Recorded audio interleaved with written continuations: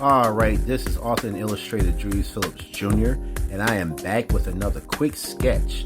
Now, I did a sketch of emotions on a character that remains nameless for right now. It's just a new character I'm working on, and I'm trying to work on how to show more emotion on my characters. And I chose to do sadness and confusion. Now, as you can see, he has that rock eyebrow there, if you can smell what he's cooking. And I got more to show you on this picture here. When I'm doing my line work, I have what we call a stabilizer tool. Now, if you're looking at the screen of a product called Sketchbook Pro, it looks like a squiggly line on the very top. And you can set your stability between 0 to 4 or maybe 5. I believe it goes up to 5. I'm not for sure. I've never went any higher than 4, so I always use 4 when it comes to my stability of my line work. And now I have created another layer, and this layer is the flat color layer, which I am putting all my base colors in. And I'm going to use those same colors in the other layers that I'm going to apply, but I'm going to use multiply and screen for the other. Now, I have mentioned before that multiply is used for shade and shadow, while screen is used to put in light spots in the object.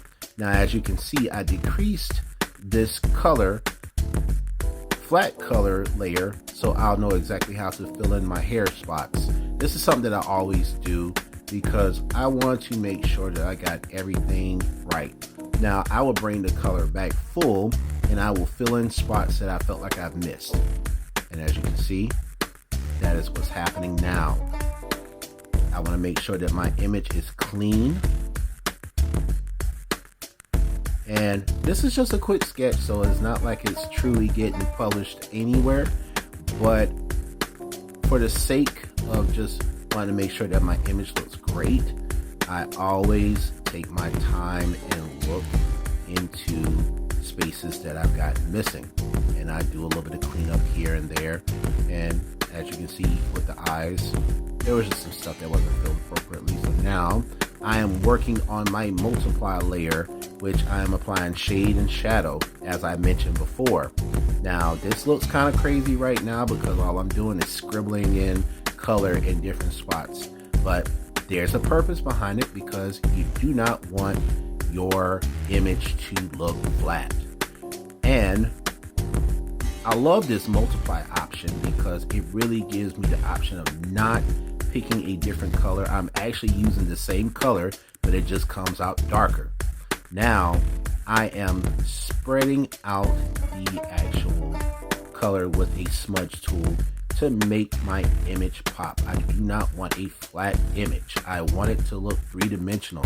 I want it to look like it is jumping out of the page. That's the whole purpose behind it. I love this option. It really helps me distribute shade and shadow appropriately.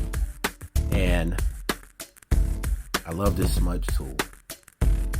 Now, if you're using the Sketchbook Pro desktop option on your laptop, you could use the blending sponge option that they have. But we're using the tablet version, so I have to use the smudge tool.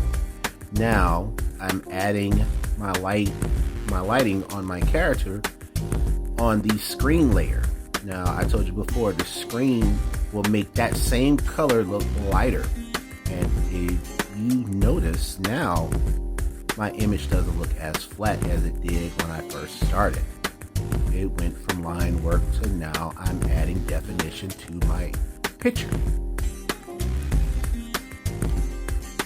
And I blend out certain spots of the hair so the hair looks like it's popping out, like that fro is looking decent there.